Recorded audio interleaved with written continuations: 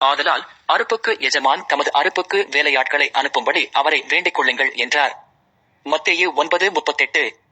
இயேசு கிறிஸ்து தமது சீஷர்களுக்கு கட்டளையிட்டபடியும் அவர்களும் அவர்களின் சந்ததியினரும் ஜெபித்த வேண்டுதலின்படியும் பல தேசங்களிலிருந்து மிஷனரிகள் நம் இந்திய தேசத்திற்கு வந்தனர்.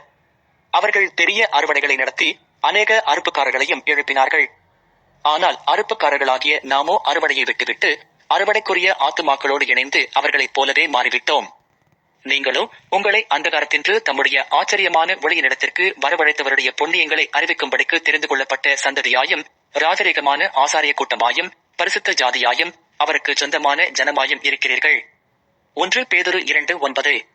இப்பொழுதும் கர்த்தர் மறுபடியும் யாரை நான் அனுப்புவேன், யார் நமது காரியமாய் போவான் என்று கேட்டுக்கொண்டே இருக்கிறார். அதற்கு நான், இதோ அடியேன் இருக்கிறேன், என்னை அனுப்பும். ஏசாயா 6:8 என்று சொல்லி மறுபடியும் எழுந்து செயல்படுவோமா?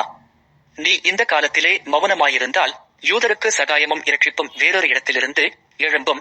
எஸ்தர் 4:14.